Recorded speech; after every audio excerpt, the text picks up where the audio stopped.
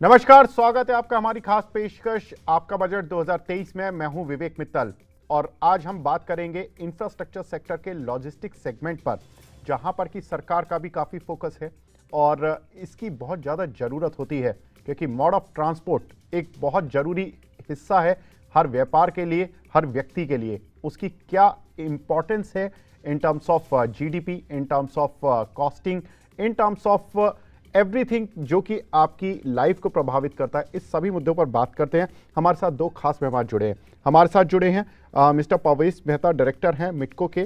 साथ ही हमारे साथ स्कंद विवेकधार जुड़े हैं, सीनियर एडिटर हैं जागरण न्यूज़ मीडिया के।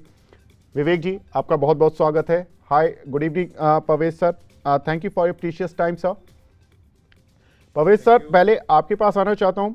सर, ये जो लॉजिस्टिक्स पॉलिसी है गवर्नमेंट की, 2022 में ही गवर्नमेंट ने अनाउंस कर दी थी, लेकिन सर उसका इम्प्लीमेंटेशन को लेकर अभी भी इंडस्ट्री कहती है कि बहुत ज़्यादा उनको नहीं मिला है, बहुत सारी चीज़ें इम्प्लीमेंट नहीं हो पाई हैं। सर, इसके बारे में बताएं कि बजट में आपको क्या उम्मीद है इस लॉजिस्टिक पॉलिसी से, और साथ ही कुछ और चीज़ें जो आप सरकार से सुनना चाहते हैं। देखिए, ऐसा है कि इम्प्लीमेंटेशन में अभी तो बहुत सारी चीजें ग्राउंड पे अगर आप देखेंगे तो बिल्कुल इम्प्लीमेंट है ही नहीं। और बाकी रही बात, जो मैं सरकार से या हमारी ट्रेड इंडस्ट्री जो सरकार से चाहती है वो ये है, जैसे स्क्रैप पॉलिसी को लेकर के अभी तक भी कोई क्लैरिटी नहीं है। जी। जो स्क्रैप पॉलिसी है वो ग्राउंड लेवल पे उसका क्लैरिफिकेशन होना बहुत जरूरी है, हम्म। जिससे कि हमारी जो वैल्यू है, जैसे BS3 से BS4 पे आए हम 2 ही साल में, फिर BS4 से BS6 में आए जी। अगले 1 साल में, उसमें प्राइस ऑफ असेट्स जो है वो 15 लाख से 20 लाख के बीच में बढ़ गए हैं। जी। और उसकी जो हमारी आउटकम है, यानी जो हमारे रिसोर्सेज हैं, जो हमारी इनकम है, यील्ड है, उसके अकॉर्डिंग वो बढ़ी नहीं है, जिससे कि हमारी जो स्क्रैप पॉलिसी है वो भी 10 ईयर्स की कर दी गई है। हम्म। हमारी दोनों जो मेट्रोपोलियन सारी स्टेट्स हैं और जो सिटीज हैं, उनमें सब में जो स्क्रैप पॉलिसीज है वो 10 ईयर्स कर दी गई है। जी। उससे हमारा जो एसेट्स वैल्यू 15 लाख से 20 लाख बढ़ गई है, और स्क्रैप वैल्यू में 10 ईयर्स की वैल्यू कर दी, जो एज कर दी गई है। एज करने से, उसकी 15 साल से एज 10 साल करने से हमें बहुत सीरियस एक सीधा इम्पैक्ट पड़ा है, जिससे कि BS6 इंजन आने के बाद भी पॉल्यूशन कंट्रोल हो गया, लेकिन पॉल्यूशन कंट्रोल होने के बाद भी उसकी जो इम्पैक्ट है वो हम लोग उसको कॉप अप ही नहीं कर पा रहे हैं उतनी वैल्यू को। या तो और इतना हाई इंजन आ गया है, जब गवर्नमेंट ने BS4 से BS6 को अपग्रेड कर दिया इंजन को, नॉन पोल्यूटिंग इंजन है, उसकी दोबारा शेल लाइफ को एक कंसिडर करना चाहिए गवर्नमेंट को, जो कि जिससे कि हमारी वायबिलिटीज बढ़े। इस ट्रेड के अंदर अब ऐसी कोई सैचुरेशन पॉइंट आ गया है जिससे कि हम लोग धीरे धीरे ऐसा अनवायबल ट्रेड की तरफ बढ़ रहे हैं।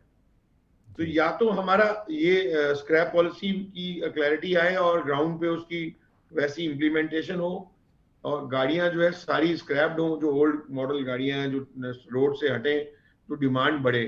अभी डिमांड कई जगह पे, मतलब कई स्टेट्स में अलाउड है, कई स्टेट्स में नहीं है, जिससे डिस्क्रिमिनेशन हो रहा है, जिससे कि हमारा वायबिलिटी नहीं आ रहा ट्रेड में। ट्रेड पूरा सैचुरेशन पॉइंट पे चला गया।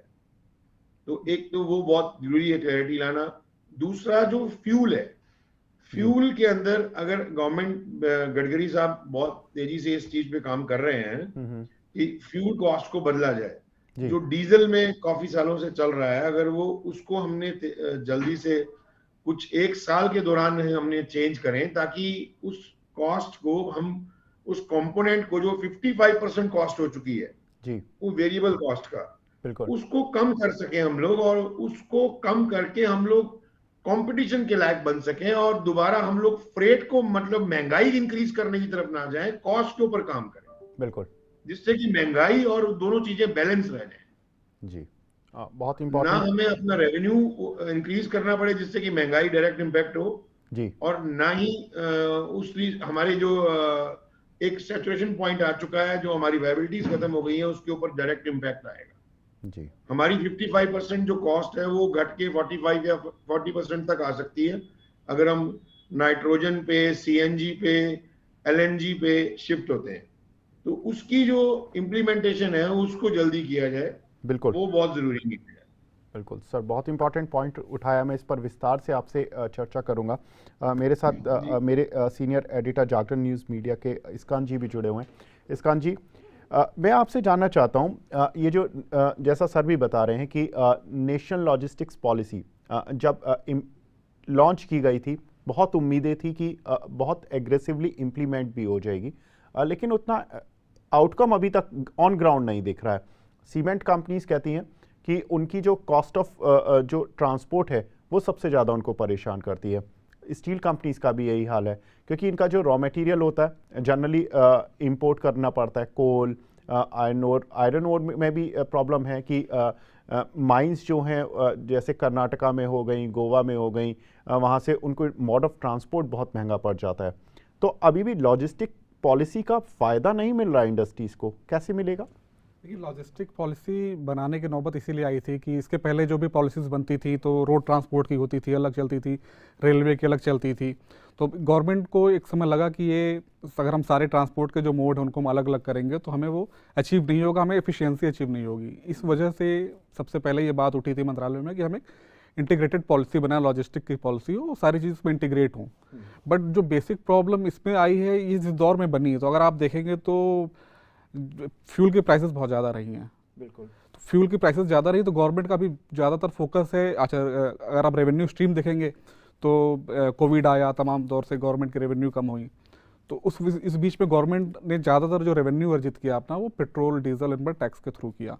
उस वजह से वो उसकी कीमतें कम नहीं कर पाए। तो अभी गवर्नमेंट की ज़्यादातर कोशिश थी कि किसी तरह ये जो चल रहा है इसको हम किसी तरह चलाते रहें, थोड़ी सी स्थिति नॉर्मल हो जाए, देन हम वापस इसको इंटीग्रेट करेंगे। डेडिकेटेड फ्रेट कॉरिडोर पे उन्होंने इस तरह का काम चालू किया है, तो ये एक काम कंप्लीट होने को करीब आ गया है। तो आगे चलकर मुझे लगता है कि अब जब गवर्नमेंट थोड़ी ईज में आएगी तो फिर वो उसको वापस इंटीग्रेट करने की कोशिश करेगी, और जो चाह रही थी वो हमें हो सकता है आगे कुछ सालों में देखने को मिले। जी बिल्कुल। तो ये भी एक इम्पॉर्टेंट बात है कि आने वाले समय में कुछ हमें हो सकता है कि कॉन्क्रीट और फ्रूटफुल रिजल्ट्स हमें आते हुए दिखाई दें। मेहता सर, आपसे जानना चाहता हूं सर, आप जो बोल रहे थे कि जो आपकी वेरिएबल कॉस्ट है, पहले तो मैं सर स्क्रैप पर आता हूं। इनफैक्ट सर, ऑटो इंडस्ट्री कहती है कि इसको पूरी तरह से स्क्रैप पॉलिसी को पूरी तरह से इम्प्लीमेंट जल्द से जल्द कर दें, लेकिन सर जब एक आम आदमी कार खरीदने जाता है या कोई भी कॉमर्शियल व्हीकल खरीदने जा रहा है सर, उसको मिल नहीं रहा, उसको बुकिंग टाइम बहुत ज़्यादा हो रहा है सर। तो यही एक रीज़न है कि सरकार शायद स्क्रैप पॉलिसी को पूरी तरह से इम्प्लीमेंट नहीं कर पा रही है। नहीं, बुकिंग टाइम देखिए कमर्शियल व्हीकल्स में नहीं है जी। आप जो कार्स की बुकिंग टाइम है वो कुछ एक कंपोनेंट की शॉर्टेज है जिसकी वजह से बुकिंग टाइम बढ़ा हुआ है। बिल्कुल। लेकिन कार में अभी आपका जो लॉजिस्टिक्स में गाड़ियां व्हीकल्स जो हमारी कमर्शियल व्हीकल्स हैं उसमें ऐसा कुछ नहीं है। उसमें गाड़ियां की वेटिंग ऐसी नहीं है, उसमें गाड़ी इजीली अवेलेबल है।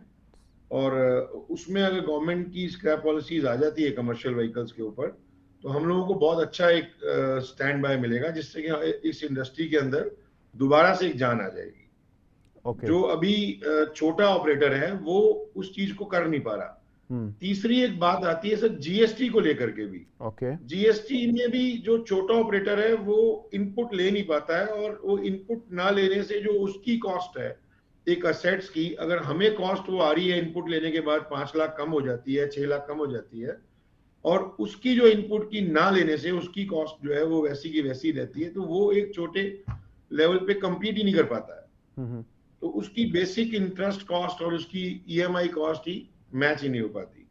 बिल्कुल। तो जीएसटी की भी इम्प्लीमेंटेशन जो है उसमें गवर्नमेंट की जो एक लैकनेस दिख रही है, जैसे हर आदमी जीएसटी को एक्सेप्ट नहीं अभी पूरी तरीके से कर पाया, या अपने चैनल को चेंज नहीं कर पाया, या मतलब कुछ भी कहा जा सकता है। तो उसके अंदर भी अगर गवर्नमेंट कुछ एनहेंस करे, कुछ ऐसी पॉलिसीज लाए कि जीएसटी पूरा जो है सरकार को जाए, कोई भी आइटम ऐसी ना हो जो जीएसटी के बिना हमारे ट्रेड में लेन देन किया जाए। सर मैं थोड़ा सा इस पॉइंट को मैं ज़्यादा क्लियरली समझना चाहता हूँ सर। इसके लिए गवर्नमेंट रेस्पॉन्सिबल है या ये वो बिजनेसमैन रेस्पॉन्सिबल है जो कि अभी तक 4 साल में समझ नहीं पाया जीएसटी? नहीं, बिजनेसमैन रिस्पॉन्सिबल है, लेकिन कुछ चीजें तो इम्प्लीमेंट करवानी होंगी। कुछ चीजें ऐसा नहीं कि वो चाहते हैं करना और वो किसी न किसी छोटे लेवल पे, तो कोई एक ऐसे चेक पॉइंट्स बनाने पड़ेंगे जो छोटे छोटे जो गवर्नमेंट बना सकती है, वो एक आम आदमी इंप्लीमेंट नहीं करवा सकता, जिससे कि इसकी इंप्लीमेंटेशन एक लेवल जो है मिनिमम 95% पे आ जाए। उससे आज हम चाहते हैं कि जो ट्रेडर्स हैं जिनसे हम काम करते हैं, अगर वो कुछ ट्रेडर्स कहते हैं कि हमें जीएसटी की बिलिंग चाहिए, कुछ कहते हैं हमें नहीं चाहिए, तो हमारे लिए बड़ा मुश्किल हो जाता है, हमारी मार्केट छोटी हो जाती है। अगर हम बड़े प्लेयर हैं, हमें नहीं करना बिना जीएसटी के काम, तो हम उसको सारा एक्सेप्ट नहीं कर पाते। तो सर ई वे बिल तो चलता है सर, ई वे बिल के बिना तो ई वे अब बिल चलता है सर, लेकिन ई वे बिल की कुछ नॉर्म्स ऐसी हैं जिसमें 50,000 से कम की ट्रांजैक्शन कर सकते हैं, तो छोटे व्यापारी जो है उतनी ही ट्रांजैक्शन करते हैं एक बार में, वो बढ़ाते ही नहीं ट्रांजैक्शन को, तो उससे वो उस दायरे में आते ही नहीं, वो एक एक ट्रांजैक्शन को धीरे धीरे ही करते हैं। ओके। कुछ ऐसी चीजें हैं जिनसे कि ट्रेड में हम चाहते हैं कि वो सभी आए इनपुट्स पूरे मिले, जिससे कि हमारी कॉस्ट डाउन हो। तो सर आप चाहते हैं कि मतलब ई वे बिल सभी कैटेगरी में लागू हो जाए? जी जी जी जी। तो इससे आपको राहत मिल जाएगी? इससे या तो पूरा एक सिक्योर सिस्टम बनेगा ना सर, एक इकोसिस्टम बनेगा, एक अच्छा पोटेंशियल इकोसिस्टम बनेगा। बिल्कुल, एक एक्सेप्टेबिलिटी तो आनी पड़ेगी ना सर। बिल्कुल। अभी 4 साल हो गए इसकी इम्प्लीमेंटेशन को। बिल्कुल। विवेक जी, ये जो सर ने बहुत महत्वपूर्ण पॉइंट उठाया कि ये एक जीएसटी के इम्प्लीमेंटेशन में थोड़ा सा एक रिलैक्सेशन है छोटे व्यापारी को।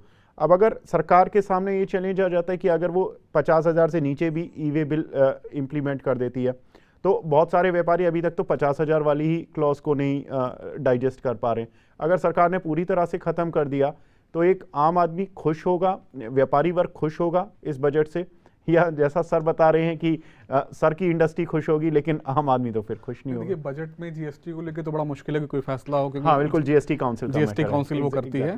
बट हाँ, ये जो जीएसटी इनपुट का जो विषय है, ये मतलब इसमें कई लेकुनाज हैं, इसमें बिल्कुल मैं स्वीकार करता हूँ। जो सबसे बड़ा एक जो इसमें लेकुना हम देखें कि जो पेट्रोल डीजल है वो जीएसटी के दायरे से बाहर है। बिल्कुल। तो अब होता क्या है कि जब हम लॉजिस्टिक्स की बात करते हैं या कोई भी प्रोडक्शन एक सप्लाई चेन की बात करते हैं, तो वो डीजल से ड्राइव होती है, उसमें डीजल का एक बड़ा खर्च है। बिल्कुल।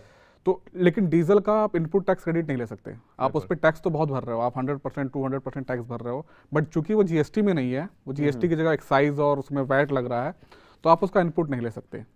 तो एक बड़ी डिमांड जो ट्रांसपोर्टर्स की आती है या इंडस्ट्री की आती है, वो ये आती है कि आप इसको जीएसटी के दायरे में ले आओ, तो भले ही आप टैक्स पूरा लो, आप 200% जीएसटी करके आप किसी भी तरीके से ले लो, बट उस 200 जो टैक्स व्यापारी भर रहा है उसका इनपुट तो वो ले सके, तो इससे ओवरऑल जो महंगाई है वो कम होनी है। लेकिन ये इतना बड़ा विषय है या इतना ज़्यादा रेवेन्यू पेट्रोलियम से आता है कि न तो स्टेट गवर्नमेंट इसके लिए तैयार होती है ना सेंट्रल गवर्नमेंट तैयार है। वो मुद्दा हम कई बार उठा भी चुके हैं। मेहता सर, एक्चुअली क्या है ना कि सर जब हम लॉजिस्टिक्स की बात करते हैं तो लॉजिस्टिक्स कंपनियों की, जैसा आपने बताया कि ज़्यादातर जो कॉस्ट है 50 to 60% वो तो ईंधन ही है, फ्यूल ही है, और उसमें राजनीति है सर थोड़ी सी ना, क्योंकि सरकार को करीब 3,30,000 करोड़ का रेवेन्यू आता है सालाना एक्साइज ड्यूटी से ही। अब अगर सरकार अपना वो रेवेन्यू लॉस करती है तो स्टेट गवर्नमेंट्स तैयार नहीं है। स्टेट गवर्नमेंट कहती है कि ठीक है, हमारा तो मेजर रेवेन्यू ही 2 प्रोडक्ट से मिल रहा है उनको, एक तो पेट्रोल डीजल से, दूसरा लिकर से। अगर उनको जीएसटी में डाल दिया तो उनका तो रेवेन्यू आना बंद हो जाएगा, बहुत सारे स्टेट्स डिफॉल्ट कर जाएंगे। सर तो ये मुद्दा तो खिंचता ही रहेगा, ये तो कभी सॉल्व ही नहीं होगा इस तरह से। सर कोई सॉल्यूशन, कोई ऐसा बीच का रास्ता जो कि आपको लगता हो कि ये बेहतर है, इसको कम से कम अपना लें, ना सरकार का नुकसान, ना राज्य सरकार का नुकसान, ना आम आदमी को फायदा? कुछ रेशियो तो उसकी कम की जा सकती है ना, कुछ रिलैक्सेशन तो आ सकती है ना। बीच का रास्ता तो एक यही है ना कि उनका जो अभी वो सोच रहे हैं कि हमारा एक रेवेन्यू का बहुत बड़ा पार्ट लॉस हो जाएगा, उस पार्ट में से वो क्या कंट्रीब्यूट कर सकते हैं, उसको तो एक पहल की जा सकती है ना।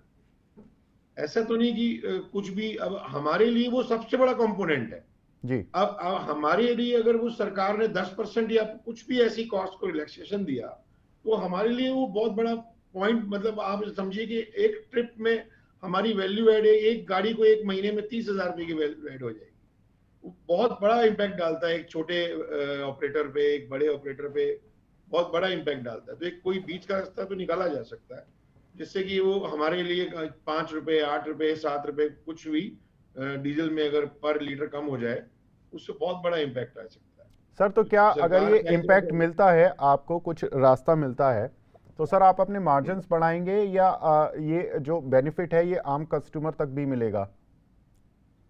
आम कस्टमर तक भी जाएगा बेनिफिट, 100% जाएगा। जैसे ही आप सरकार ने पीछे 7 रुपया कम किया था, तो आम कस्टमर ने सेकंड 20 दिन के अंदर अंदर ही मार्केट ने अपने आप शिफ्ट कर दिया था। किसी ने ये नहीं देखा कि 1-1 रुपया 20 रुपया बढ़ गया। जब 7 रुपए कम हुआ तो सबने कहा भी आपका डीजल कम हो गया। तो वो इम्पैक्ट अपने आप ट्रेडर्स ले लेते हैं और अपने हमारे एमएनसीज हमारे से ले लेती हैं, जो हम लोग कुछ भी उसमें बिकॉज ऑफ कंपटीशन कर ही नहीं पाते। और कुछ पॉइंट्स में और बोलना चाहूंगा जो मैंने लिखे हैं जी, जो कि एक अच्छे होने चाहिए, जिनके ऊपर कुछ बिल्कुल सर, चर्चा हमारी तरफ से भी।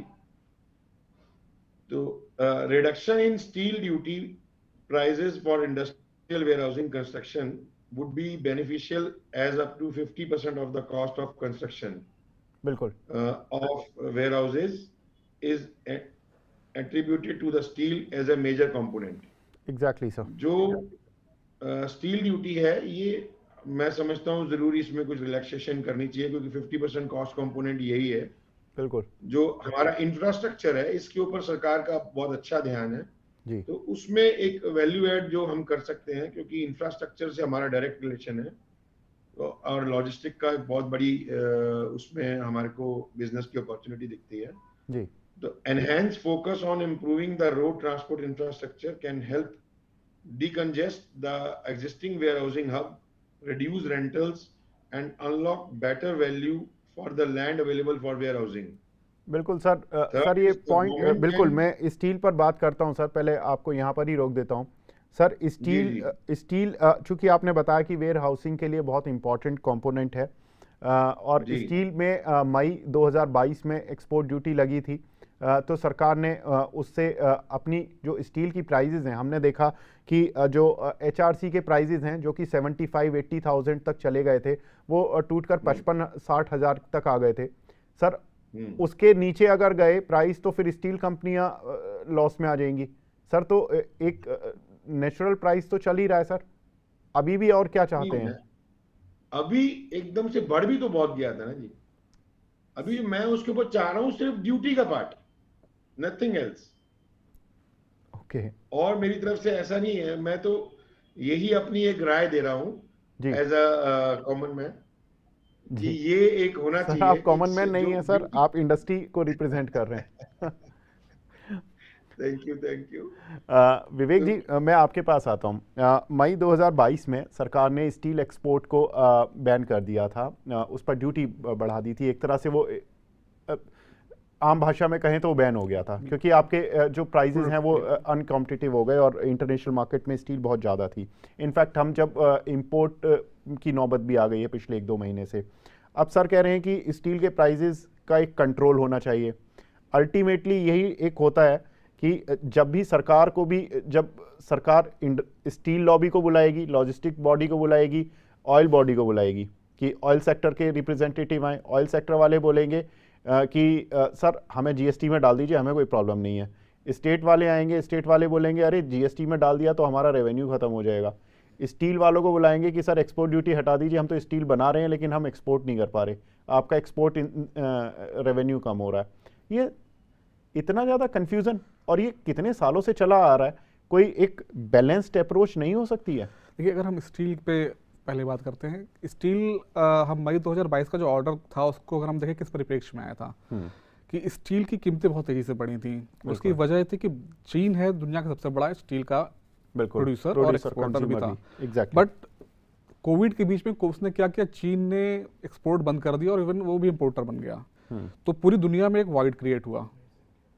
उस वाइड ने क्या किया कि यूरोप में भी डिमांड थी, यूरोप की डिमांड भी भारत से जाने लगी, तो इधर ईस्ट एशिया में भी भारत से खूब डिमांड, मलेशिया वगैरह सब जगह से आने लगी। लेकिन चाइना का इशू तो टेम्परेरी फेस के लिए, हाँ, क्योंकि उन्होंने अपनी कुछ इंडस्ट्रीज बंद की क्योंकि उनको पॉल्यूशन ज्यादा हो गया था उन स्टेट्स में, तो उन्होंने वो शिफ्ट करने के लिए उनको डिसमेंटल करवाए कुछ प्लांट। थ्योरीज भी और भी थी, कुछ थ्योरी थी कि वो तैयारी कर रहा है और कुछ जो भी, बट चाइना जो कि एक सबसे बड़ा जो सप्लायर था उसने सप्लाई बंद कर दी। बिल्कुल। तो भारत को एक बहुत बड़ा मार्केट मिल गया था, और जब उसने सप्लाई बंद की तो एक मार्केट में डिमांड की कमी आ गई। तो उस वजह से आप देखेंगे तो जो स्टील के प्राइसेस थे वो 2 गुना से ज्यादा बढ़ गए थे। बिल्कुल। तो भारत को अपना इंफ्रास्ट्रक्चर भी डेवलप करना है, उसको अपनी सड़कें बनानी है, पुल बनाना है, सारी चीजें बनानी है, ट्रैक बनाने हैं। तो एक इस तरह गवर्नमेंट का ये कदम उस मजबूरी में उठाया गया था, क्योंकि अपने हमारे देश के विकास पे भी असर आ सकता था, हमारे पास स्टील की जरूरतें पूरी ना होती। तो उस कदम इसलिए उठाया गया। तो वो एक कहते हैं कि जब भी जरूरत पड़ेगी तो सरकार को ये उसकी जिम्मेदारी है, नैतिक जिम्मेदारी है ऐसे कदम उठाना।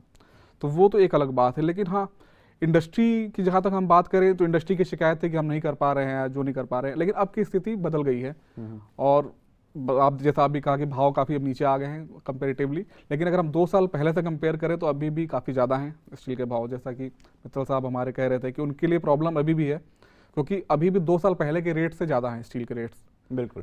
तो ये देखना है कि हाँ कब तक ये नॉर्मल होता है, और जिस तरह से है मैसेज या इंडस्ट्री की जो बातचीत चल रही है, तो मुझे लगता है बहुत जल्दी रिलीफ भी मिलने की उम्मीद है। बिल्कुल। मेहता सर, अगर हम देखें सर, जो ये एक प्रॉब्लम आ रही है स्टील कंपनीज की, ठीक है, आपकी बात मैंने मान ली कि सर प्राइजेस ऊपर हैं, लेकिन उनका कहना है कि उनका जो की रॉ मटेरियल है कोकिंग कोल, वो उनको ऑस्ट्रेलिया से इंपोर्ट करना पड़ता है, इंडोनेशिया से इंपोर्ट करना पड़ता है, उसकी प्राइजेस बहुत हाई हो गई हैं। अब वो अपनी कॉस्ट इफेक्टिवनेस भी देखेंगे सर, अब वो क्या करें? ये बात ठीक है आपकी भी, बट स्टील की जो ड्यूटी का पार्ट है उसमें तो सरकार कुछ ना कुछ रिलैक्सेशन ऐसी दे सकती है जिसको एनहेंस करने के लिए, हमारी वेयर हाउसिंग को एनहेंस करने के लिए छोटी सी एक सपोर्ट की डिमांड है। और ऐसा कुछ भी नहीं है कि बाकी तो करना उन्होंने ही, डिसीजन उनका है जी। हमारी एक अपनी जो बात रखने की थी आपस की, हम लोगों ने जो आपस में डिस्कस किया कि भी ये होना चाहिए एक पॉइंट, बिल्कुल, तो हमने वो एक आपके माध्यम से रखना चाहा है, और ऐसा कुछ नहीं है जी। बिल्कुल सर, बस 2 ही पॉइंट हैं सर जो इम्पोर्टेंट हैं कि ऑयल एंड गैस को अगर हम जीएसटी में डालते हैं तो सरकार के लिए दिक्कत है, और अगर हम स्टील पर एक्सपोर्ट ड्यूटी में कुछ छेड़छाड़ करते हैं तो हमारे एक्सपोर्ट रेवेन्यू हिट होते हैं, और स्टील कंपनियां फिर परेशान हो उठेंगी, क्योंकि 60,000 पर एचआरसी आ चुकी है, जिनको 80,000 पर अपना माल बेचने की आदत हो गई हो 1 साल तक, वो 60,000 पर कितना डिस्कम्फर्ट में होगा। और उसके बाद वो भी बोलते हैं कि हमारा आयरन ओर $60 से बढ़कर $100 पर टन के पार पहुंच चुका है। कोकिंग कोल की कीमतें भले ही 100 से 200% तक बढ़ी थी जब रशिया यूक्रेन का वॉर चल रहा था, अब वो धीरे धीरे कम हो गई हैं, लेकिन अभी भी अगर पिछले 2 साल के लेवल से देखें तो 30 से 40% अभी भी कम से कम ऊपर है। तो सर ऐसे तो कभी सामंजस्य बनेगा नहीं। लेकिन सर एक चीज जो आप ये बताइए कि सर लॉजिस्टिक्स में एक तो हो गया सर रोड ट्रांसपोर्ट तो आप देखते ही हैं, मैं थोड़ा सा एक हाउस होल्ड ट्रांसपोर्ट की भी बात करता हूं।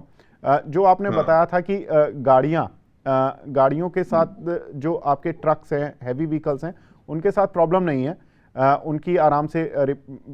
उनको आराम से बाय किया जा सकता है किसी कंपनी से भी।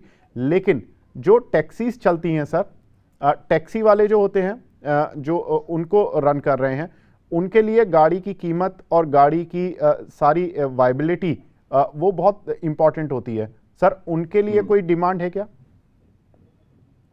उनकी तरफ से? उनकी डिमांड में एक बार उनसे ऐसा कोई फीडबैक ले नहीं पाया हूँ, बहुत शॉर्ट नोटिस में हुआ मीटिंग, तो जरूर ऐसा भी ठीक कह रहे हैं आप, अच्छा पॉइंट है आपका जी। तो ये एक बार हम उसको वर्कआउट करके जरूर आपसे उस पर बात कर सकते हैं, जरूर 100% है वो, जो तो हमारे और उनमें कुछ देखिए है तो असेट्स वही और है तो वही, इकोनॉमिक्स तो वही है सारा, तो जरूर इसके ऊपर आएगा, क्योंकि उनका तो ये पॉइंट है, वैलिड है बिल्कुल।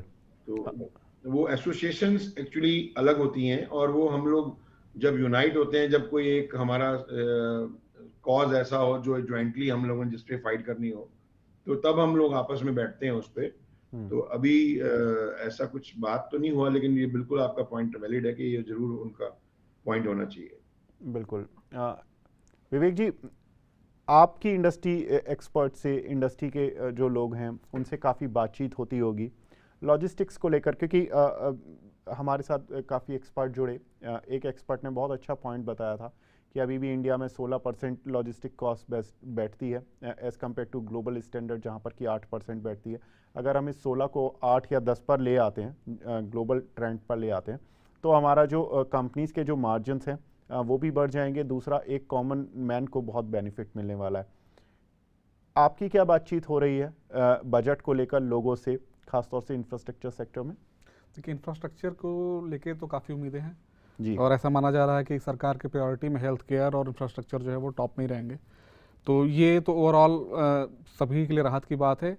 मेन जो मुद्दा है जिस वजह से कॉस्ट नहीं कम हो पा रही है, वो उसके लेके बजट मिलने की संभावनाएं थोड़ी मुश्किल है, क्योंकि अब हाँ, जीएसटी का मैटर है, फिर लॉजिस्टिक पॉलिसी की बात है कि हम सारी चीज़ें इंटीग्रेट करें, इंफ्रास्ट्रक्चर भी उसका एक पार्ट है। तो अगर हम देखें तो रेल इंफ्रास्ट्रक्चर काफ़ी डेवलप हुआ है, सड़कों पर लगातार काम हो रहा है और पोर्ट्स कनेक्ट किए जा रहे हैं। तो इसके धीरे धीरे सारी चीज़ें जो हमारी बिखरी हुई थी उनको एक करने की कोशिश की जा रही है। सारी चीज़ें एक बजट से अपेक्षा करना तो मुश्किल होगा, बट हाँ, मुझे लगता है कि ये बजट जो है उस दिशा में बढ़ता हुआ एक कदम होगा। और पिछले बार भी इंफ्रास्ट्रक्चर पर अच्छा फोकस था और इस बार में और भी अच्छा फोकस देखने को मिलने को उम्मीद है। लास्ट ईयर 10 लाख करोड़ का उन्होंने इंफ्रास्ट्रक्चर का एलोकेशन किया था और रेलवे में करीब 2,34,000 करोड़ का एलोकेशन किया था। तो डू यू सी कि कुछ जंप वहां पर और दिख बिल्कुल सकता है? देखने को मिल सकता है। हमें लगता है कुछ एक्सप्रेसवे का, नया एक्सप्रेसवे का ऐलान हो सकता है। ओके। और रेलवे में भी हो सकता है कुछ रूट्स मिल सकते हैं। तो नो डाउट हमारे मतलब रेल और रोड दोनों साथ साथ बढ़ रहे हैं और कहीं ना कहीं आगे जाके सारी चीज़ें जो हमें एक बेनिफिट लॉजिस्टिक्स सेक्टर में देंगी। बिल्कुल। विवेक जी, बहुत बहुत शुक्रिया हमसे जुड़ने के लिए और अपना कीमती समय देने के लिए।